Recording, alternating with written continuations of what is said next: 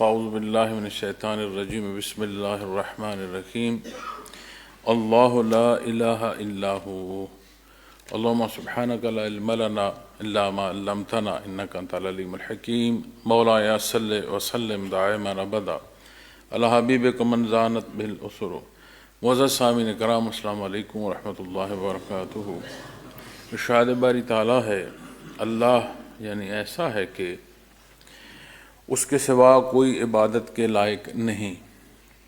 یہ ابتدا ہے آیت الکرسی کی، اور سورہ بقرہ کو نبی کریم صلی اللہ علیہ وسلم نے ارشاد فرمایا جیسے کسی شے کی کوئی بلندی ہوتی ہے، کوہان ہوتی ہے، قرآن کریم کی بلندی سورہ بقرہ ہے، اور اس آیہ کریم کو آپ صلی اللہ علیہ وسلم نے ارشاد فرمایا کہ سورہ بقرہ میں پھر عظیم تر جو آیت ہے وہ آیت الکرسی ہے۔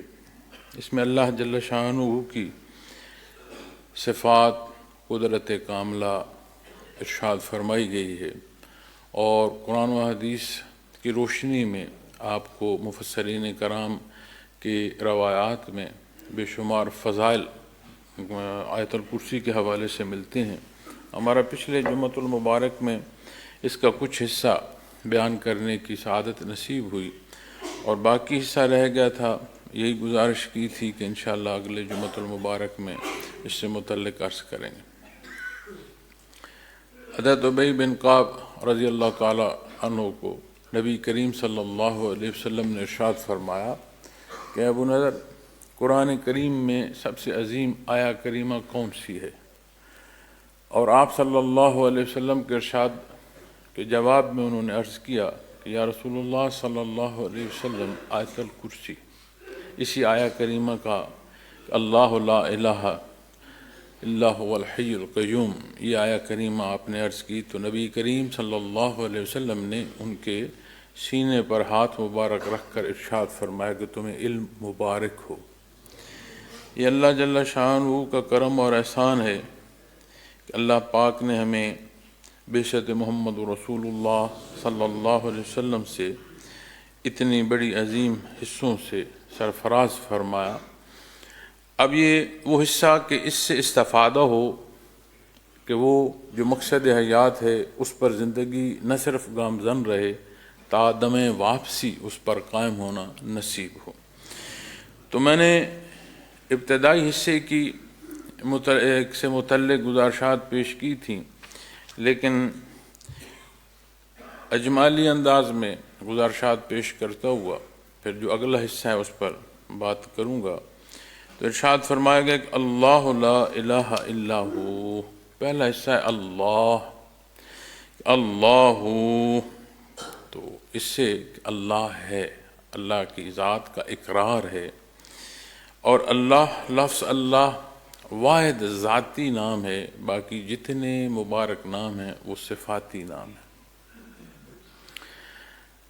مختلف آیات سے احادیث کی روشنی میں علماء کرام یہ بیان فرماتے ہیں کہ کون سا جو نام مبارک ہے یا کون سا جو لفظ مبارک ہے وہ عظیم ہے، ایسا عظمت کا حامل ہے کہ وہ نصیب ہو تو آپ کی کوئی دعا رائگاں نہیں جاتی، تو اسے عرف عام میں اسم اعظم کہتے ہیں۔ اب اس آیہ کریمہ کا اگلا حصہ جو ہے الحی القیوم، اس سے متعلق بھی علماء کرام فرماتے ہیں کہ یہ بھی اسم اعظم ہے، اور بالعموم جو اسم اعظم سے مطلب لے لیا گیا ہے وہ یہ ہے کہ ایسا نام کہ جو حاصل ہو جائے تو پھر ویسا ہو جیسا آپ چاہتے ہیں۔ حالانکہ یہ انداز جو ہے اس معنی کا درست نہیں ہے۔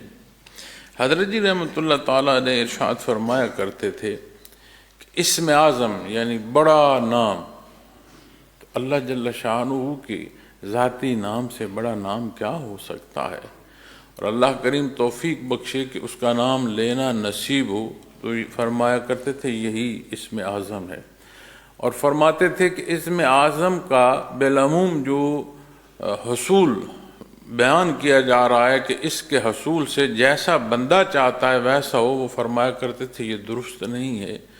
اس کے حصول سے جیسے اللہ چاہتا ہے بندے کی پسند اللہ کے حکم کے تابع ہو جاتی ہے۔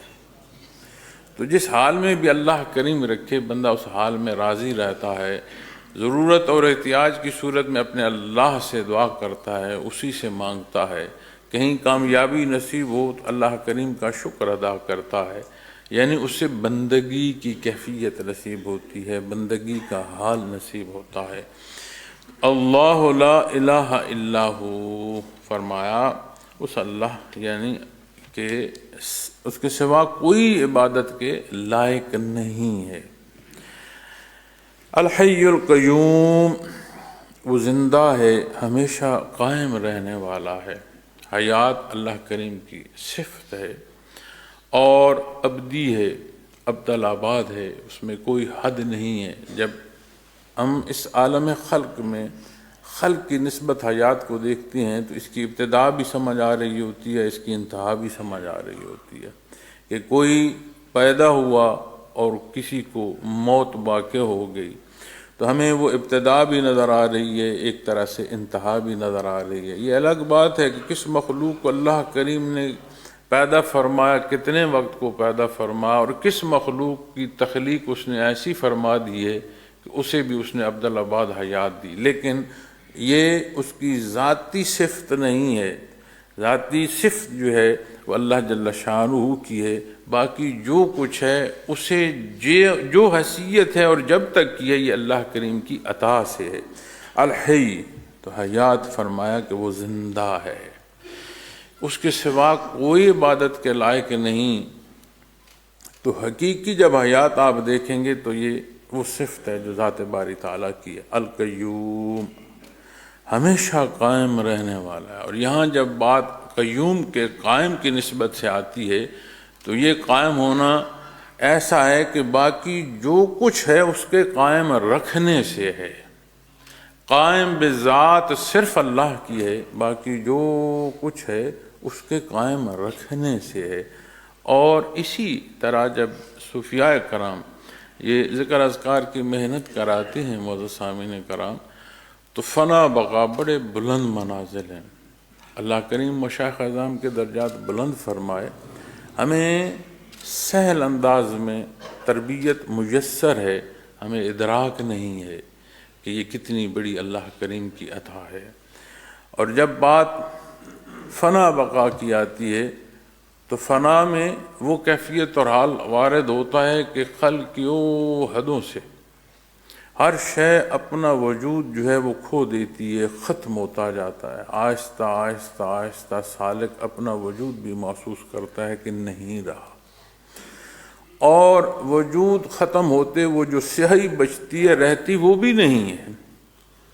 کل من علیہا فان، یہ ایسی کیفیت ہے کہ ہر شے کی حقیقت جو ہے وہ سامنے آ جاتی ہے کہ کسی شے کا کوئی وجود نہیں۔ پھر جب بندہ سالک بقا باللہ پر پہنچتا ہے تو اسے سمجھ آتی ہے کہ قائم بذات صرف اللہ کی ہے، باقی جو کچھ ہے اس کے قائم رکھنے سے ہے۔ کسی شے کی قائم رہنا یہ صفت ذاتی نہیں ہے، یہ اللہ کریم کی عطا ہے۔ تو اللہ کریم کی ذات وہ ذات ہے جس کے سوا کوئی عبادت کے لائق نہیں۔ اور جب بات آپ کرتے ہیں نا حیات کی، تو حیات کی نسبت جب اللہ جل شانہ کی طرف کریں گے تو جہاں ہر شے کی حیات ہے اس سارے کا جو قدرت ہے وہ اللہ جل شانہ کے پاس ہے کہ اس نے ہر شے کو حیات دے رکھی ہے۔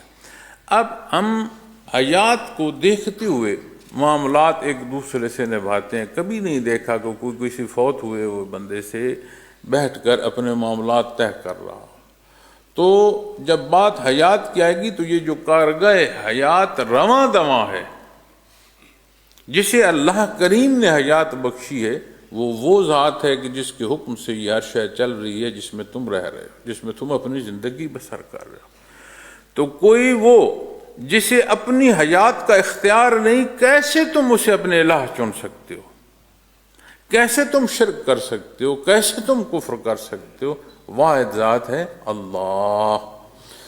تو جب اس کے قیام کی بات آتی ہے تو ہر شے کا قائم ہونا جو ہم دیکھ رہے ہیں، یہ عالم اسباب کا ہے اور وہ مسبب الاسباب ہے۔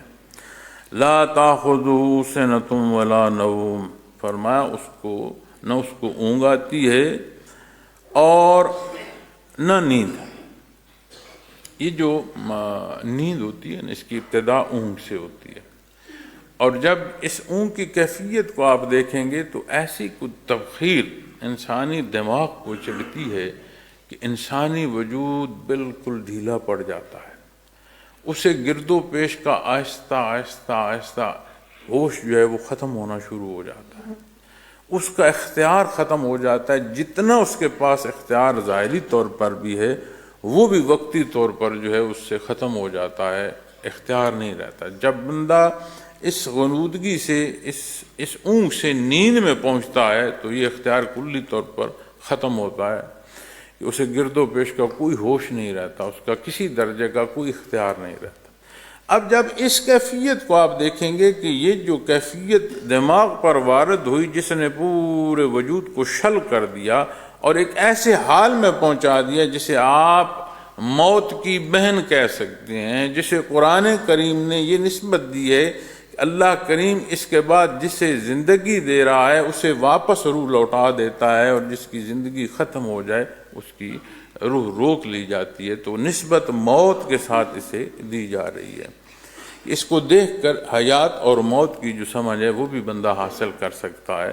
تو یہ کمزوری ہے، وجود تھکتا ہے، اسے نیند ضروری ہے، اور یہ ضرورت اس کی پوری ہوتی ہے تو واپس وجود کو توانائی حاصل ہوتی ہے۔ بلکہ آج اگر آپ میڈیکل سائنس سے دیکھیں تو وجود کی جو گہری نیند ہے وہ مرمت کا سبب بنتی ہے کہ وجود کے اندر ایسا نظام ہے کہ جہاں جہاں تخریب ہو رہی ہے وہاں وجود کا وہ جو اپنا نظام ہے وہ اس کی مرمت کرتا ہے، اور اگر نیند پوری نہ ہو رہی ہو تو وجود جو ہے اس میں وہ لاغر ہونا شروع ہو جاتا ہے، وہ کمزور ہونا شروع ہو جاتا ہے۔ اور بہت بڑی سزا جو لوگوں کو دی جا رہی ہوتی ہے اس میں جہاں قید تنہائی کی بات آتی ہے، اس سے بھی بڑی سزا جو دی جاتی ہے کسی کو، وہ اسے سونے نہیں دیا جاتا۔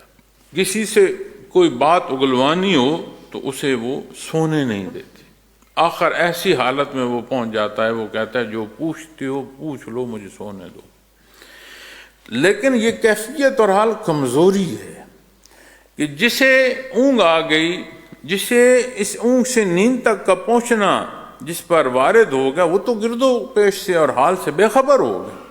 تو اللہ کریم تو ہر لحظے ہر آن ہر شے کو احاطہ فرمائے ہوا ہے، تو یہ وہ صفت ہے، اس صفت کا مالک اس لائق ہے کہ اس کی عبادت کی جائے۔ اور جس مخلوق کو تم اپنے ہاتھوں سے گڑھتے ہو، بے جان ہے، اس کے سامنے سجدے کرتے ہو، اس سے مانگتے ہو، اسے تو اپنا ہوش نہیں۔ تو یہ وہ حصے بیان فرمائے جا رہے ہیں کہ اللہ کریم واحد ذات ہے، اور ایسی ذات ہے جو عبادت کے لائق ہے، اور اس کے علاوہ کوئی ایسا نہیں ہے جس کی عبادت کی جائے۔ اور جب نیند آتی ہے تو گرد و پیش کا کوئی خیال نہیں رہتا۔ اب اسی نسبت کو کائنات کی طرف اگر کر کے دیکھیں تو جسے اللہ کریم نے پیدا فرمایا ہے، صرف بات تخلیق پر بس نہیں ہوتی، اس تخلیق کی جو حیات ہے، اس تخلیق کی جو روانی ہے، ایک ایک لمحہ ایک ایک لحظہ اللہ کریم کی رحمت کا محتاج ہے۔ رحمت کا انقطاع کہیں وارد ہو، کس درجے کا وارد ہو، یہ نہیں کہیں گے کہ حیات رک گئی، عدم ہو جائے، شیب بچے کوئی نہیں۔ تو اللہ کریم کا احسان کہ اس نے ہمہ وقت اپنی رحمت جو ہے وہ مخلوق کو عطا فرما رکھی ہے۔ اب اس مخلوق میں وہ مکلف مخلوقات وہ اپنے لیے کس راہ کا انتخاب کرتے ہیں، اور اللہ جل شانہ یہ ارشاد فرما رہے ہیں کہ ہمہ وقت اللہ کریم جو ہے اس بقا کو قائم رکھی ہوئی ہے کہ جس بقا سے استفادہ کرتے ہوئے تو یہ گمان کر رہا ہے کہ ویسا ہو جیسا میں چاہتا ہوں۔ سنۃ ولا نوم لہ ما فی السماوات وما فی الارض، فرمایا اسی کا ہے سب جو کچھ آسمانوں میں ہے اور جو کچھ زمین میں ہے، یہاں تک پچھلے جمعۃ المبارک میں گزارشات پیش کی تھیں۔ اب بات ذات سے نکل کر گرد و پیش کی جب دیکھو گے، ملکیت کی دیکھو گے، تو کسی شے کی کسی کے پاس کوئی ملکیت نہیں ہے۔ یہ ساری باتیں وقتی ہیں، لمحاتی ہیں۔ اسی زمین پر جہاں ہم بس رہے ہیں، جہاں ہم رہ رہے ہیں، جہاں ہماری پیدائش ہے، جہاں ہماری حیات ہے، جہاں ہماری اموات ہے، اسی زمین کو دیکھ لو کہ جہاں میں اور آپ آج دعویٰ کر رہے ہیں کہ اس زمین کا مالک میں ہوں، تو اپنے سے پہلے دیکھتے جاؤ، تو تھا نہیں، تو اللہ نے زمین تب سے پیدا فرمائی۔ اس وقت اس کی ملکیت کا دعوے دار کون تھا؟ اور جو دعوے دار تھا آج کہاں ہے؟ تو جو اگر آج تو دعوے دار ہے، کل تو کہاں ہوگا؟ یہ زمین تو جب تک اسے منظور ہے، اس کی حیات بالعموم انسانی حیات سے طویل ہے۔ اللہ کریم کو جب تک منظور ہے اس نے اسے رکھنا ہے قائم۔ لیکن یہ بات تو سمجھ آتی ہے کہ مجھ سے بیشتر کتنے ہی مالک گزر گئے یہ دعویٰ کرتے ہوئے کہ اس خطہ زمین کا میں مالک ہوں۔ آج جو دعوے دار ہیں ان کے پاس یہ بات حتمی نہیں ہے کہ وہ یہ کہیں کہ ہم ہمیشہ یہیں مالک رہیں گے۔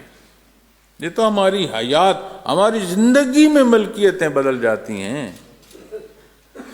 تو جب بات ارض و سما کی آئے گی کہ جس شے کو دیکھتے ہوئے، جس لالچ میں، جس نفسانی خواہش کو چاہتے ہوئے تو چل رہا ہے، اس ارض و سما کو دیکھ تو صحیح، اس کا تو مالک نہیں ہے، واحد مالک ہے اللہ۔ وہ اس لائق ہے کہ اس کی عبادت کی جائے، یہ اس کی شان ہے کہ اس کی عبادت کی جائے۔ باقی جو ہے وہ مخلوق بھی ہے، محتاج بھی ہے۔ تم لہو ما فی السماوات وما فی الارض، اب جب ذات سے نکلتے ہو تو پھر بے شمار اور خواہشات ہوتی ہیں، جس میں سے میں نے ملکیت کی بات کی۔ اسی میں انا بہت بڑی شے ہے۔ یہ جو لفظ میں ہم بولتے ہیں نا، اس کے پیچھے ایک ایسی کیفیت ہوتی ہے کہ اللہ معاف فرما دے۔ اس لیے کہ صوفیاء اس انانیت پر جب بحث فرماتے ہیں، وہ فرماتے ہیں کہ کسی کو ذکر جب نصیب ہوتا ہے، اس ذکر کی کیفیت اس سے دنیا کی یہ جو وہ امور جو غلط ہیں، جو تجاوز والے ہیں، آہستہ آہستہ چھوٹنا شروع ہو جاتے ہیں۔ لیکن وہ فرماتے ہیں کہ یہ جو انا ہے نا، یہ جو لفظ میں ہے جسے ہم بولتے ہیں، وہ فرماتے ہیں یہ سب سے آخر جا کر اس کے اندر سے نکلتی ہے۔ یہ ایسی بری شے ہے کہ بندے کو عبادات میں اس طرف لے جاتی ہے کہ جیسا میں عبادت گزار ہوں ایسا اور عبادت کار کوئی نہیں رہا۔ مولانا بہر ہو یا تقریر کریں دے تو یا میں کسی اور دیں بندہ فوٹو چھکیندہ دو چھکیندہ گل مکدی فل بدی بولنا ہوں 15 منٹ ہو گئے تو منہ دین لگا چپے میں انہیں سارے لوگوں کی اکھاں جڑے آن لائن سنے دے بندہ کلپ گیندہ سینس کردہ گل ختم کریں۔ سو معزز خواتین و حضرات، عرض کر رہا تھا ملکیت کی، ان چیزوں کی کہ جن چیزوں کو دیکھ کر ہم بھٹک رہے ہوتے ہیں، اور اس بھٹکنے میں اس شے کا عمل اس درجے کا نہیں ہوتا جس درجے کا یہاں اندر اپنی نفسانی خواہش کا حصہ ہوتا ہے۔ اور اللہ جل شانہ فرما رہی ہیں کہ ان حیثیتوں، ان اشیاء، ان خواہشات، ان کی کیا حیثیت؟ ہر شے کا مالک تو اللہ کریم ہے، وہ اس لائق ہے کہ اس کی عبادت کی جائے۔ اور معزز سامعین کرام، اس ارض و سما میں جو کچھ ہے آپ غور فرمائیے گا کہ یہ ساری اللہ کی مخلوق ہے، اور جہاں تک رسائی کر لو وہاں تک کی مخلوق کی جو ذمہ داری ہے اس کا ایک نقطہ ہے، یعنی ہر شے کا رخ ایک طرف ہے۔ سورج یہ بھی تو اللہ کی مخلوق ہے، جہاں حدت دے رہا ہے، جہاں روشنی دے رہا ہے، جہاں چیزوں کو اگنے کی جو تمازت درکار ہے، ان کی حیات کا سبب بن رہی وہ دے رہا ہے۔ اس ساری شے کے ایک ایک حصے کو دیکھتے ہو تو آخر میں ایک مخلوق بچتی ہے جو ان تمام حصوں کا مرکز سمجھ آتی ہے، جو ہر حصے سے مستفید ہو رہی ہے۔ جانور ہیں، قرآن کریم اس کی مثال بیان فرماتا ہے کہ اس سے تمہیں پہننے کو بھی ملتا ہے، تمہیں کھانے کو بھی ملتا ہے، تمہارے اور کتنے کام ہیں جس میں وہ تم انہیں استعمال کرتے ہو، تو کیا وہ مخلوق نہیں؟ کیا اسے اللہ نے حیات نہیں عطا فرمائی؟ تو جو تو اس پر سواری کر رہا ہے تو تجھے وہ سہولت دے رہا ہے، اور کوئی ایسا ہے کہ جو تیری خوراک پوری کر رہا ہے، کوئی ایسا ہے جو تیرا سامان اٹھا رہا ہے، تو وہ اللہ کی مخلوق نہیں؟ لیکن اس مخلوق کو دیکھو، وہ بھی کسی ایک مخلوق کی خدمت پر مامور ہے، اس کی ضروریات کی تکمیل کر رہی ہے۔ آپ بادل، بارش کے بسنے اور پانی کو دیکھو، اللہ کریم نے حیات کا سبب فرمایا قرآن کریم میں پانی۔ اس حیات سے جہاں ہمیں حیات نصیب ہو رہی ہے، وہاں ایک گھاس کا تنکا بھی پھوٹ رہا ہے، وہاں جو زمین پر سبز ہے اس سبزے کو دیکھو، اس سبزے کی افادیت حتمی طور پر جب دیکھو گے وہ بھی تمہیں نصیب ہو رہی ہے، کہیں دودھ کی صورت میں نصیب ہو رہی ہے، اور کہیں تمہیں دلکش نظارے دکھا رہی ہے، تیری آنکھوں کی ٹھنڈک ہو رہی ہے۔ کیا کہتے ہیں؟ سبزہ دیکھا کرو، اس سے نظر تیز رہتی ہے، اچھی رہتی ہے، طبیعت پر فرحت آتی ہے۔ یہ ایک ایک بات نصیب ہو رہی ہے، اور جسے اللہ کریم نے اتنا کچھ عطا فرمایا وہ اسی مخلوق میں سے اپنا معبود ٹھہرا لے تو پھر اس نے کیا کیا؟ واحد ذات اللہ ہے جو عبادت کے لائق ہے۔ جب ابتداء نے آیت الکرسی کی اللہ، وہاں آپ اپنا دھیان رکھیے گا، ہر آیت آپ کو وہاں کی صداقت، وہاں کی رغبت، وہاں کی ترغیب اور وہاں کی عظمت بیان کرتی ہوئی ملے گی۔ تو لہو ما فی السماوات وما فی الارض، اسی کا ہے سب جو کچھ آسمانوں میں ہے اور جو کچھ زمین میں ہے۔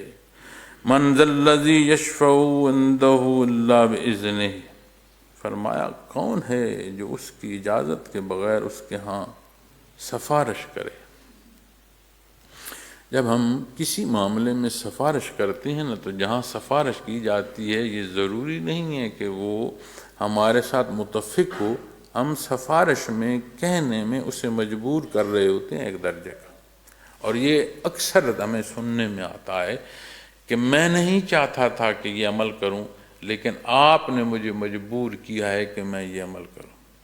اللہ کریم ہر طرح کی احتیاج سے پاک ہے، یہ اس کی عظمت ہے، یہ اس کی شان ہے۔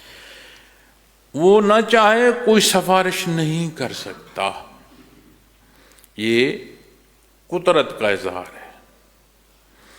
من ذا الذی یشفع عندہ، اس کے ہاں کوئی سفارش نہیں کر سکتا الا باذنہ، ہاں مگر جہاں وہ چاہے۔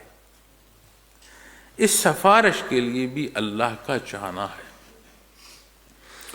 دعا ایک ایسی کیفیت اور حال ہے کہ حدیث شریف میں ارشاد فرمایا گیا ہے کہ دعا اللہ سے ہم کلامی ہے، عبادت ہے، عبادت فرمایا گیا حدیث شریف میں، اور دعا کی کیفیت اور حال ایسا ہے کہ اپنے اللہ سے ہم کلامی ہے۔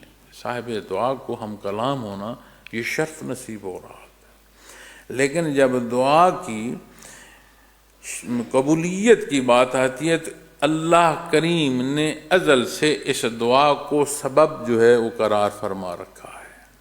یہ نہیں ہے کہ صاحب دعا جو ہے اس عمل پر اس کا اختیار ہے، اس نے اپنی مخلوق پر اتنا کرم فرمایا کہ اس کی بھلائی کو یہ دعا سبب پیدا فرما دی، اور ازل سے وہ جانتا ہے۔ تو صاحب دعا کا دعا کرنا کمال ذاتی نہیں، یہ بھی اسی کی عطا ہے، یہ شان ہے میرے اللہ کی۔ اللہ لا الہ الا ہو، اس کے سوا کوئی عبادت کے لائق نہیں، تو اس کے ہاں کوئی سفارش نہیں کر سکتا تاکہ وہ نہ چاہے، اور وہ ایسا غفور رحیم ہے۔ قرآن کریم بیان فرماتا ہے کہ اس نے اپنی نوری مخلوق میں کتنی ایسے برگزیدہ ہیں جنہیں اس نے اپنی مخلوق کے لیے دعاؤں پر مقرر فرما رکھا ہے۔ وہ میرے اور آپ کی بخشش کی دعا کرتے ہیں، اور یہ قرآن کریم بیان فرماتا ہے۔ لیکن جب اس کی ذات کی بات آئے گی تو فرمایا جا رہا ہے کون ہے جو اس کی اجازت کے بغیر اس کے ہاں سفارش کر سکے؟ کوئی اس کے ہاں سفارش اس کی اجازت کے بغیر نہیں کر سکتا۔ نبی کریم صلی اللہ علیہ وسلم ارشاد فرماتے ہیں، اور مختلف حدیث ہیں، مختلف روایات ہیں قیامت اور ان سختیوں میں آپ صلی اللہ علیہ وسلم کی شفاعت کے حوالے سے۔ آپ فرماتے ہیں کہ میں اللہ کے حضور سر بسجود ہو جاؤں گا، اور جب تک میرے اللہ کو منظور ہوگا میں سر بسجود رہوں گا۔ پھر مجھے حکم ہوگا کہ آپ سر اٹھائیں، آپ جو دعا مانگیں گے اسے شرف قبولیت دی جائے گی۔ اور بعض روایات میں آتا ہے کہ ایسے کلمات عطا فرمائے جائیں گے جو اس روز آپ کو عطا فرمائے جائیں گے جنہیں آپ پڑھیں گے۔ اب امام الانبیاء مخلوق کی شفاعت کا سبب ہو رہے ہیں، لیکن یہ عطا بھی اللہ نے عطا فرمائی ہے۔ یہاں ہم بحثیت امتی یاد رکھیے گا، جب کسی بات کا ہم اظہار کرتے ہیں تو یہ سب سے پہلے سمجھنے کی ضرورت ہے حدود وہ ہیں جو اللہ کریم نے مقرر فرمائی۔ یہ اللہ کی شان ہے کہ اپنے حبیب کو تمام خلائق کے لیے، مخلوق نہیں، تمام مخلوقات کے لیے، خلائق کے لیے باعث رحمت پیدا فرمایا۔ لیکن آپ صلی اللہ علیہ وسلم کا باعث رحمت ہونا یہ اللہ کی عطا ہے۔ تو جب آپ صلی اللہ علیہ وسلم کی نسبت امتی کو دیکھو گے تو اس امتی میں امتی ہونا کیا تمہارا کمال ہے؟ کیا میرا کمال ہے؟ نہیں، یہ بھی اللہ کی عطا ہے۔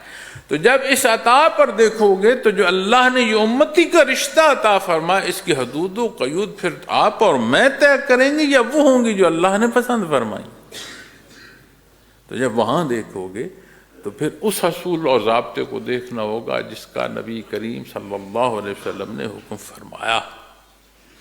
اس امتی کے رشتے کو اختیار کرتے ہو تم فرائض نہیں چھوڑ سکتے کہ تم کہو میں نماز نہیں پڑھتا، میں تو امتی ہوں، آخرت میں آپ کی شفاعت نصیب ہوگی۔ اس رشتے پر حضرت نوح علیہ السلام کا بیٹا، سکا بیٹا، ڈوب رہا ہے، اور آپ نے اللہ سے دعا کی یا اللہ یہ بھی میری آل میں سے ہے۔ اللہ نے فرمایا نہیں، آپ کی آل میں سے وہ ہیں جو حق پر ہیں، یہ جو نا حق پر ہے نسبی رشتہ ہوا ہوتے ہوئے اللہ کریم نے اسے آل میں شمار نہیں فرمایا، خونی رشتہ۔ تو وہ اصول اور ضابطے جو دین اسلام ہمیں عطا فرما رہا ہے اس سے باہر نکلو گے تو کیا اس رشتے کو قائم رکھ پاؤ گے؟ چونکہ آج اگر ہم دیکھیں تو دنیا میں کتنے مذاہب ہیں، بعثت محمد رسول اللہ صلی اللہ علیہ وسلم کے باوجود کتنے مذاہب ہیں، تو کیا ساری مخلوق کو یہ شرف حاصل ہے کہ وہ آپ صلی اللہ علیہ وسلم کا امتی ہے؟ نہیں، جسے یہ حق نصیب ہو اور پھر اس حق پر تا دم واپسی قائم رہے، یہ اصول ہے۔ اس امتی کے رشتے میں احکامات چھوڑ دو اور امتی کی نسبت اپنی خواہشات کو اپنے سامنے لے اور ان کا اظہار کرنا شروع کر دو تو یہ معاملہ بڑا نازک ہو جائے گا۔ اس لیے کہ یہاں کے اصول، اس طرح کے اصول اللہ جل شانہ نے کلام ذاتی میں عطا فرما دیا۔ یہ موضوع بڑا نازک ہے، ضمناً اس موضوع کے متعلق گزارشات جو ہے وہ پیش کرنا آ گیا۔ ایک حدیث شریف میں آتا ہے اس بندے سے متعلق جو صحرا میں شدید گرمی ہے، جو کچھ کھانا پینا تھا، جس سواری پر تھا وہ سواری اس سے جاتی رہی، اور جب وہ سواری واپس اسے اس وقت ملے کہ جب اسے کوئی امید نہ رہے، اسے موت نظر آ رہی ہو کہ اب صحرا ہے اور میری موت ہے اس شدت سے، اس وقت وہ سواری بمے سامان اسے ملے اور وہ اللہ کا شکر ادا کرتے ہوئے اللہ کو بندہ کہہ رہا ہو اور اپنے آپ کو جو ہے وہ مالک کہہ رہا ہو۔ اس کی وہ کیفیت بھی مقبول ہے، اس لیے کہ اس کا ہوش سلامت نہیں، لیکن وہ اللہ کا شکر کر رہا ہے۔ یہاں اللہ نے شرف قبولیت عطا فرمائی ہے، لیکن جب اپنے حبیب کی نسبت بات آتی ہے لا ترفعوا اصواتکم، وہاں فرما دیا کہ نہیں، یہاں حدود۔ اگر بے خالی میں بھی تیری آواز بڑھ گئی تو تیرے اعمال تیرے منہ پر دے مارے جائیں گے، لوٹا دیے جائیں گے۔ اب وہاں دیکھو، بندہ حدیث شریف ہے، بندہ اللہ کے شکرانے میں اللہ کو بندہ کہہ رہا ہے، اپنے آپ کو مالک کہہ رہا ہے، لیکن اللہ کریم گرفت نہیں فرما رہے، اس کی اسی ادا پر اس سے راضی ہو رہے ہیں۔ لیکن جب یہاں بات آتی ہے، جہاں آپ صلی اللہ علیہ وسلم سے رشتے کی بات آتی ہے، وہ حدود ہیں جن میں رعایت نہیں عطا فرمائی۔ کیوں؟ اب اگر آپ غور کرو تو اس میں بھی اللہ جل شانہ کی عطا ہے، اس لیے وہاں تجاوز کرو گے تو وہیں سے تو اللہ جل شانہ نے اپنی ذات کی تجھے شناسائی عطا فرمائی ہے۔ خطا کھا جاؤ گے، اور جب خطا کھا جاؤ گے عبدالآباد اپنا نقصان کر بیٹھو۔ تو اللہ جل شانہ کے ہاں کوئی سفارش نہیں کر سکتا۔ اللہ کے حبیب نے ارشاد فرمایا، جب حکم ہوگا میں سر سجدے سے اٹھاؤں گا، فرمایا جائے گا دعا کیجئے، شفاعت فرمائیے، ایک حد مقرر کی جائے گی جسے شفاعت نصیب ہوگی۔ یعلم ما بین ایدیہم وما خلفہم، فرمایا جو کچھ وہ جانتا ہے، یعلم وہ جانتا ہے جو کچھ اس کے سامنے ہے اور جو کچھ اس کے بعد ہے، وما خلفہم جو کچھ اس کے بعد۔ اب اس میں صرف میں اور آپ نہیں، ساری مخلوق داخل ہو جاتی ہے۔ ہم اپنی ابتدا نہیں جانتے، ہمیں انتہا کا معلوم نہیں۔ ہم بات کہتے ہیں ماضی کی، اپنی ماضی کو دیکھو اور مجھے بتاؤ کیا ماضی کی ہر بات یاد ہے؟ اپنے ماضی کی، جب سے ہوش سنبھالا ہے، میں بچپنے کی بات نہیں کر رہا، اس زندگی کی بات نہیں کر رہا جہاں ہوش سلامت نہ تھا۔ جہاں سے ہوش سنبھالا ہے وہاں سے آج تک غور کرو، بولی بسری سی زندگی ہے بھائی۔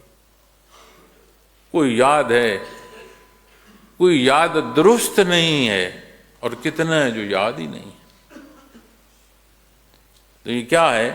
ہمارا ماضی ہے۔ حال ہے، حال میں ہم اپنی طرف سے پوری کوشش کر رہے ہیں، جو بن رہا ہے، بن پڑ رہا ہے، کر رہے ہیں، اس میں سے گزر رہے ہیں۔ پھر بات مستقبل کی آتی ہے، اور مستقبل میں ہم کیا کر سکتے ہیں؟ امیدیں ہوتی ہیں مستقبل سے۔ ماضی بھول رہا ہوتا ہے، حال سے گزر رہے ہوتے ہیں، مستقبل سے امیدیں لگائے بیٹھے ہوتے ہیں، اور ضروری نہیں کہ وہ امیدیں پوری ہوں، جانے ہم کیا چاہ رہے ہیں اور اللہ کریم کو کیا منظور، ہمیں کیا پسند ہے اور رب کائنات نے ہمارے لیے کیا پسند ہے فرمایا کوئی نہیں جانتا۔ اس کے حضور ہر شے ہمہ وقت حاضر ہے۔ یہ شان ہے اللہ لا الہ الا اللہ، اس کے حضور ہر شے ہمہ وقت حاضر ہے، اس کا علم حضوری ہے۔ تو جب اپنے پہلے اور آخر کو نہیں جانتے تو پھر اپنے لیے تم الہ چن لو گے، جس الہ کو چنو گے وہ تو پھر مخلوق ہے، اور مخلوق سے تم اپنا استفادہ چاہتے ہو، نہیں، یہ پہلو درست نہیں۔ جو کچھ پہلے تھا، جو ہے، جو ہوگا، یہ اللہ جانتے ہیں، یہ اس کی شان ہے، وہ عبادت کے لائق ہے۔ تو معزز سامعین کرام، یعلم ما بین ایدیہم وما خلفہم ولا یحیطون بشیء من علمہ الا بما شاء، فرمایا اور وہ اس کے علم سے کسی چیز کو احاطہ علمی میں نہیں لا سکتے، الا بما شاء، مگر جس قدر وہ چاہے۔ اب جب آپ کسی شے کے علم پر بات کرتے ہیں، ہمارے پاس یہ ادراک بھی نہیں ہے کہ اس کے کلی پہلو شمار کر سکیں، چہ جائے کہ کلی پہلو سے بندہ شمار کرتے ہوئے آشنا ہو سکے۔ کسی ایک شے کو لے لو، اس کے کلی پہلوؤں تک نہیں پہنچ سکتے، ہر پہلو سے آشنائی تو کجا۔ کسی ایک تخلیق کو لے لو، وجود کو لے لو، جسے رب کائنات نے فرمایا نا کھنکتے سڑے گاڑے سے پیدا فرمایا۔ اس کی ابتدا دیکھو، آج زمین کا کون سا وہ خطہ ہے جس کی خوراک کسی کی خوراک بنی، اس کے وجود کی طاقت بنی اور پھر کسی کی پیدائش کا سبب بنی؟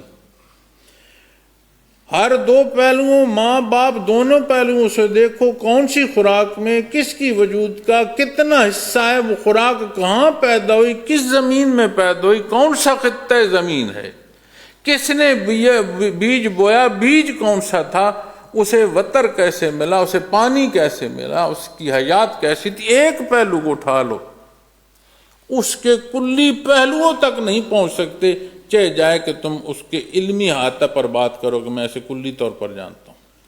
ہر شے کا جو کلی علم ہے یہ اللہ کی صفت ہے، کوئی نہیں جان سکتا۔ تو جو ہر شے کو جانتا ہے، ہر شے کو احاطہ کیے ہوئے ہے، یہ اس کی شان ہے۔ اللہ لا الہ الا ہو، کوئی ہے نہیں جس کی عبادت کی جائے۔ اس پر پھر ایک موضوع جو نبی کریم صلی اللہ علیہ وسلم کے حوالے سے بالعموم ہم سنتے ہیں، یہ موضوع بڑا نازک ہے۔ عموماً میں ایسے موضوعات پر بات نہیں کرتا، اس لیے کہ ہم موضوع چھوڑ دیتے ہیں، ذات کو لے لیتے ہیں۔ جب ہم اپنی ذات کو لیتے ہیں تو موضوع سے متعلقہ گفتگو بڑی نزاکت کی عمل ہے۔ جب آپ صلی اللہ علیہ وسلم کی نسبت بات کرتے ہو تو ایک بات اصولاً یاد رکھو، حضرت آدم علیہ السلام کی تخلیق پر اللہ کریم نے فرشتوں کو نہیں فرمایا تھا جب آدم علیہ السلام کو علم عطا فرمایا کہ تم ان اشیاء کی نام بتاؤ، صفات بتاؤ۔ حضرت آدم علیہ السلام کو اللہ کریم نے اتنا علم عطا فرمایا کہ وہ نوری مخلوق خاموش ہو گئی، یا اللہ ہم نہیں جانتے، ہم تو اتنا ہی جانتے ہیں جتنا تو نے عطا فرمایا۔ کوئی ہے جو حضرت آدم علیہ السلام کو جو اللہ کریم نے وہ اس وقت علم عطا فرما اس کا احاطہ بیان کر دے؟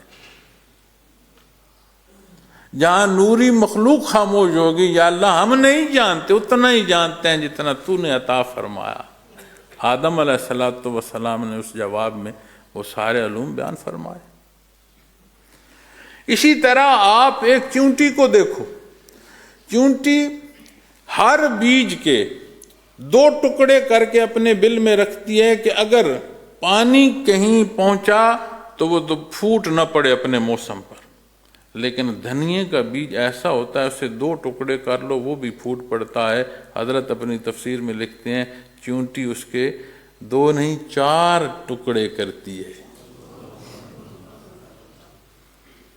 یہ تو کسان کو نہیں پتا، کتنے کسان ہیں جو یہ بتائیں کہ بیج جو ہے اس کے کتنے ٹکڑے پیدا ہو سکتے ہیں۔ عموماً بیج جو ہے اس کے 2 ٹکڑے کر دو تو جہاں پانی کا وتر اسے پہنچے گا عین اپنے موسم میں وہ نہیں پھوٹے گا۔ دھنیا ایسا ہے کہ اس کے بیج کے 2 ٹکڑے کر دو دونوں پھوٹ پڑتے ہیں، وہ اس کے 4 ٹکڑے کر کے اپنے بل میں رکھتی ہے۔ کیا یہ اس کا وصف ذاتی ہے؟ اس کا اپنا ہونا کیا اس کے اختیار میں ہے؟ اپنے ہونے کے وقت کا کیا اس کا اختیار ہے کہ کب ہے، کب سے اور کب تک رہے گی؟ اس مالک کی مرضی، اس نے اسے پیدا فرمایا، اس نے اس کی احتیاج پوری فرمائی، اس کی ضرورت کا علم اسے عطا فرما دیا۔ پھر جب بات اللہ کے مقرب ہستیوں کی آتی ہے، اللہ کے انبیاء کی آتی ہے، تو حدیث شریف میں جو ملتا ہے عدد وہ لگ بھگ جو ہے 1.25 لاکھ اللہ کریم کے انبیاء اور رسول جو ہے وہ مبعوث ہوئے۔ پھر جب اللہ کریم کے رسولوں سے متعلق آپ صلی اللہ علیہ وسلم کا فرمان آتا ہے تو وہ 300 سے کچھ زائد۔ پھر اسی طرح جب اولو العزم پیغمبروں سے بات امام الانبیاء کی آتی ہے، جہاں ابتدا کا احاطہ نہیں کر سکتے، نبی کریم صلی اللہ علیہ وسلم کے جاننے پر بحث کرتے ہو، تم اسے احاطہ علمی میں لا سکتے ہو؟ اتنی حیثیت ہے کہ آپ کے علوم پر بحث کرتے ہو؟ تو سمجھ آتی ہے یہ موضوع نازک ہے اور مجھ سے بڑا، میری یہ پہنچ نہیں، میرے لیے اتنا کافی ہے کہ میرے اللہ نے جتنا چاہا اپنے حبیب کو عطا فرما دیا، اور اپنے حبیب کو تمام خلائق سے زیادہ عطا فرما دیا، چونکہ تمام خلائق پر جو اللہ کی رحمت ہے اسے اللہ کریم نے اپنے حبیب کو مقرر فرما دیا۔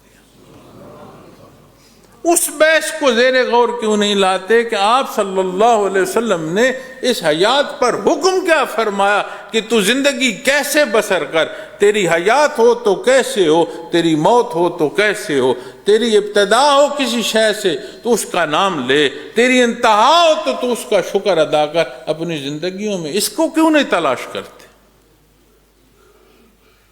تو جب بات اس پہلوؤں سے دیکھو گے تو کسی شے کا کلی علم کسی کو حاصل نہیں، یہ صفت ہے اللہ لا الہ الا ہو، اللہ جس کے سوا کوئی عبادت کے لائق نہیں، جسے جتنا چاہے وہ عطا فرما دے۔ میں اور آپ کون ہیں ان حدود کو جاننے والے؟ ہمیں نہیں معلوم کہ ہمارے اپنے اس وجود میں کیا چل رہا ہے، چلتے چلتے گرتے ہیں، کہتے ہیں تیرے اندر اتنی بیماری پیدا ہو گئی ہے کہ تو چند گھڑیوں کا مہمان ہے، ہمیں تب جا سمجھ آتی ہے کہ میرے اندر یہ حال ہو گیا۔ تو یہ صرف اللہ جل شانہ کی ہے۔ فرمایا اور اس کے علم میں سے کسی چیز کو احاطہ علمی میں نہیں لا سکتے، مخلوق ہو، مخلوق محتاج، بے نیاز نہیں، بے نیاز اس کی ذات ہے، الا بما شاء، مگر جس قدر وہ چاہے۔ واسع کرسیہ السماوات والارض، اس کی کرسی نے سب آسمانوں اور زمین کو اندر لے رکھا ہے، احاطہ کر رکھا ہے۔ اس سے متعلق جب بات کرسی کی آتی ہے، جس نسبت سے آیت الکرسی کہا جاتا ہے، کرس قدیم جو عربی زبان ہے، کرس اس میں جو وراثتاً اختیار آ رہا ہو اسے کہتے ہیں، یعنی بطور توارث اختیار، حکمرانی، بادشاہی۔ اور کرس قرآن کریم نے تخت کے معنوں میں بھی استعمال فرمایا، تو کرسی جو ہے اس کے مترادف میں تخت آتا ہے۔ تخت اور کرسی دونوں کو جب آپ اس کے مفاہیم کو ان دونوں کو دیکھیں گے تو اختیار کی بات آتی ہے، بادشاہی کی بات آتی ہے۔ اور جب کرسی پر آپ جو احادیث کی روایات ملتی ہیں اس میں دیکھیں گے تو اس پر پھر اس کی شرح میں علماء کرام نے مختلف پہلوؤں سے بحث فرمائی ہے۔ کرسی کے معنوں میں علم غیب بھی لیا، قدرت کاملہ بھی لی، اللہ کریم کا اختیار جو ہے اس پہلوؤں پر بھی بات کی۔ یہ بھی ملتا ہے کہ عرش سے نیچے، چونکہ یہاں جب فرمایا گیا ہے نا ارض و سما، جہاں بیان فرمایا گیا نا اللہ کریم کی کرسی جو ہے کرسیہ السماوات والارض، آسمان اور زمین، یعنی جتنے آسمان ہیں جتنی زمین میں تمام کو کرسی احاطہ کی ہوئے ہے۔ تو ایک حدیث شریف میں ملتا ہے کہ آپ صلی اللہ علیہ وسلم نے فرمایا کہ زمین و آسمان کی کرسی کی نسبت ایسے حیثیت ہے جیسے ایک بہت بڑے صحرا میں ایک چھلا پڑا ہو۔ اور بعض روایات ایسی بھی ملتی ہیں کہ عرش سے کرسی کی نسبت ایسے ہی ہے جیسے بہت بڑے صحرا میں ایک چھلا پڑا ہو۔ اب اس کی شرح میں مختلف پہلو مفسرین کرام بیان فرماتے ہیں، اور اللہ کریم حضرت جی رحمۃ اللہ تعالیٰ علیہ کے درجات بلند فرمائے۔ آپ نے جب اس کی تفسیر فرمائی بڑی سہل بیان فرمائی، بات سمجھ آتی ہے اور ہم جیسے کم علموں کو سمجھ آتی ہے۔ آپ فرماتے ہیں جب کرسی اور تخت کی بات اختیار کے معنوں میں آئے گی تو اللہ جل شانہ کی جب نسبت دیکھو گے تو بات معنی بعید میں سمجھو گے، معنی بعید میں سمجھو۔ جیسے بیت اللہ کو رخ کرتے ہو تو اللہ کریم نے تجلیات ذاتی کا محبت قرار فرمایا ہے کہ اس طرف کا رخ اللہ کی طرف رخ ہے۔ ہاتھ عرش کو اٹھاتے ہو تو عرش کو اللہ کریم نے مخلوق کی احتیاج اور اس کے مانگنے کی جگہ جب مقرر فرمائی ہے تو اس سے مراد یہ نہیں ہے کہ اللہ کریم مقید ہیں بیت اللہ میں، یا اللہ کریم ایک جگہ ہیں جہاں عرش ہے۔ اس کی ذات تو ہر شے کو احاطہ کرتی ہے۔ مخلوق کی ضرورت کو اس نے پورا فرمایا ہے۔ تو جب بات کرسی کی نسبت لوگے تو ید اللہ ہے فوق ایدیہم، بیت رضوان میں اللہ کریم نے ارشاد فرمایا اللہ کا ہاتھ ان کے ہاتھ پر۔ مخلوق کے ہاتھ سے حضرت فرماتے ہیں کیا مراد لیتے ہو؟ مدد اور معاونت۔ تو کیا اللہ کی طرف وجود کی نسبت کرو گے تو گستاخ ہو جاؤ گے، ہاتھ کی نسبت کرو گے نہیں، معنی بعید لوگے۔ اب ہاتھ کیا کرتا ہے؟ وہ جیسے کہتے ہیں نا فلاں میرا دست و بازو ہے، تو کیا وہ بندے کا بازو بن جاتا ہے؟ نہیں، اس سے معاونت ملتی ہے، اس سے قوت ملتی ہے۔ تو جب اس نسبت کو کرسی اور تخت کے پہلوؤں سے لوگے، اختیار کے پہلوؤں سے لوگے، تو معنی بعید ہوگا کہ ہر شے پر کلی طور پر اللہ کریم کا اختیار ہے۔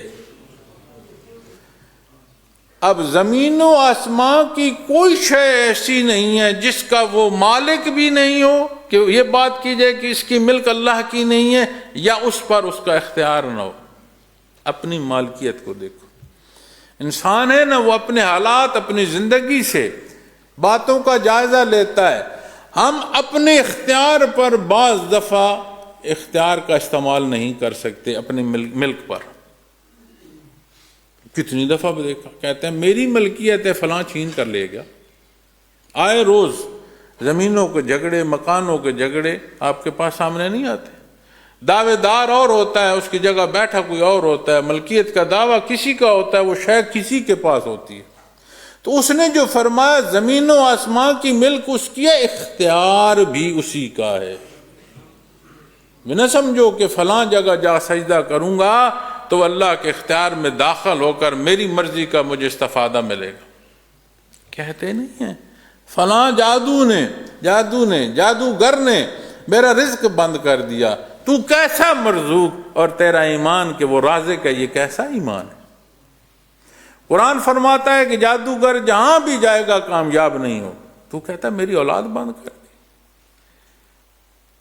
جس نے قالوا بلا، جہاں وہ شہادت دی اس کی ذات پر، اس کی توحید پر، اس کی ذات کا اقرار کیا، وہاں جس نے شہادت دی، آج تو کہتا ہے اسے جادوگر نے دنیا میں آنے سے ہی روک دیا۔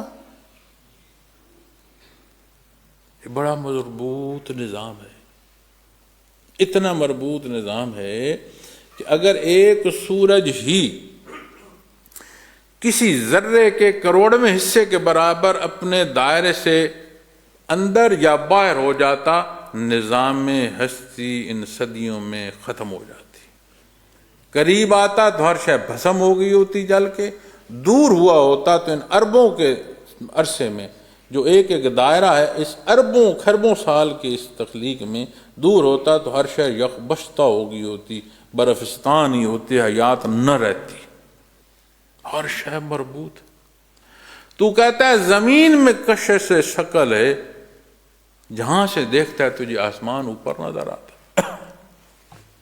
آج کی جدت تجھے بتاتی ہے کہ زمین کے گھومنے میں جب تو ایک جگہ ہے دوسرا دوسری طرف، تو جو اوپر بیٹھا ہے وہ تو اوپر بیٹھا ہے، جو نیچے وہ گرتا کیوں نہیں؟ زمین، یہ چاند ستارے، ہم تو زمین کو نہیں جان پائے، چاہے جائے کہ ہم آسمانوں کے اور ان وسعتوں کی بات کریں۔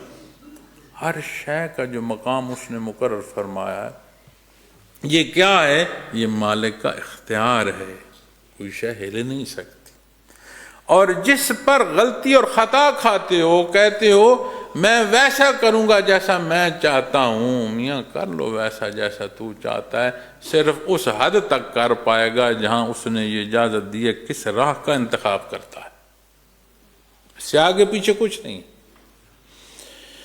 اور اس اختیار کے لیے اس نے کرم فرمایا، اپنا کلام عطا فرمایا، اپنے محبوب مبعوث فرمائے، تجھے عبادت کو پیدا فرمایا، پسند فرمایا کہ تو عبادت کر اس کی، لیکن جب اس کی ذات کی طرف دیکھے گا، اللہ لا الہ الا ہو، کوئی ہے نہیں، صرف اللہ ہے جو عبادت کے لائق ہے۔ تو زمین میں جب دیکھو گے، ان آسمان کی وسعتوں میں دیکھو گے، تو کرسی پر معنی بعید میں جب احادیث کی شرح میں قرآن کریم کی تفسیر میں دیکھو گے، تو بڑی سادہ انداز میں جو بات سمجھنے کی ضرورت ہے وہ یہ ہے، اس کا کلی اختیار ہے ہر شے پر، وہ مالک بھی ہے اور اس کا اختیار بھی ہے، اس کی قدرت ہے ہر شے پر۔ وَلَا يَئُودُهُ حِفْظُهُمَا، اس پر ان دونوں کی حفاظت گراں نہیں گزرتی۔ یہ اختیار وقتی نہیں ہے، لمحاتی نہیں ہے، ہر لمحے کو ہے، اور جس شے کو جہاں جیسے رکھنا ہے اس کی جو حفاظت ہے۔ ہم کسی شے کو دیکھتے ہیں، کہتے ہیں باسی ہو گئی، اس کا باسی ہونا ہم نہیں روک سکتے۔ کچھ شے لاتے ہیں، بناتے ہیں، کہتے ہیں پرانی ہوگی، اس کا کلی اختیار ہے، اور کسی شے کی حفاظت اسے گراں، یعنی یہ جو کچھ نظام ہستی چل رہا ہے، تم دیکھتے ہو میں نے دن بھر کام کیا، رات کو تھک گیا ہوں، اب مجھے آرام کی ضرورت۔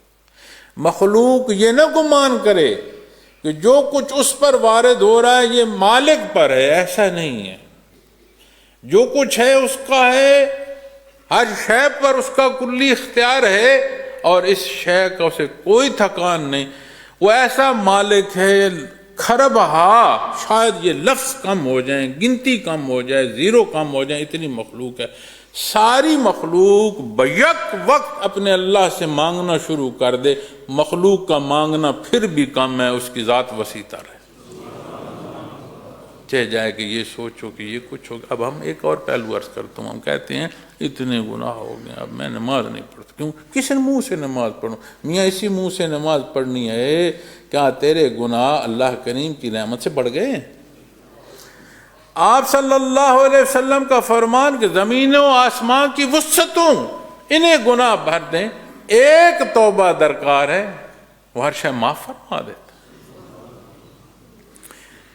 تو کسی شے کی حفاظت پر اسے نہ کوئی گرانی ہے اور نہ کوئی تھکاوٹ ہے۔ مخلوق اپنے آپ پر گمان کر کے اس کی ذات کو نہ دیکھتی رہے، اس کی ذات کو ایسا دیکھے، اللہ لا الہ الا ہو وہو العلی العظیم، اور وہ عالی شان ہے اور عظیم ہے، عظیم الشان ہے، یعنی یہ ساری شان اسی کو سزاوار ہے، اللہ لا الہ الا ہو۔ اللہ کریم یہ حقیقت ہمیں سمجھنے کی توفیق عطا فرمائے۔ وقت اتنا ہی تھا، یہ موضوع ایسا تھا کہ اتنا اور بولتے، تو اللہ کریم اس بولنے میں جو کوئی کمی بیشی ہے اسے معاف فرمائے۔ یہ جمعۃ الوداع بھی ہے، اور رمضان المبارک کو حضرت نہیں پسند فرماتے تھے کہ کہو رمضان جو ہے وہ ختم ہو گیا، فرمایا کرتے تھے کہ رمضان کی تکمیل کہا کرو، اگلے کے منتظر رہا کرو۔ اسی طرح یہ جمعۃ المبارک ہے، اللہ نے چاہا، اللہ نے پسند فرمایا تو زندگی میں پھر اسی طرح یہ مبارک ساتھیں نصیب ہوں۔ جمعۃ المبارک بھی ہے، جمعہ دنوں کا سردار ہے، رمضان المبارک مہینوں کا سردار مہینہ ہے، اور جمعۃ المبارک کی ساعتوں میں بالعموم عمومی دنوں میں جمعۃ المبارک کی ساعتوں میں آپ صلی اللہ علیہ وسلم نے فرمایا ایک لمحہ ایسا آتا ہے جس میں جو دعا مانگو اسے شرف قبولیت نصیب ہوتی ہے۔ یہ جمعۃ المبارک کی ساتھ ہیں، اللہ قبول فرمائے۔ کہیں کوئی کمی بیشی رہ گئی ہو، اللہ کریم اس کی معافی عطا فرمائے۔ بالعموم ہمیں اپنی گناہوں اور غلطیوں کی معافی عطا فرمائے، ہمیں دین کو سمجھنے کی توفیق عطا فرمائے، اختیار کرنا نصیب ہو، مخلوق تک پہنچانا جو ہے اللہ اس کی استعداد عطا فرمائے۔ اپنے وقت کو، اپنے اس مبارک وقت کو اللہ کی یاد سے مزین رکھیں۔ اللہ کریم نے تو آپ کو اپنی یاد کے لیے اس میں ذات کا ذکر عطا فرمایا۔ اللہ وآخر دعوانا الحمدللہ رب العالمین۔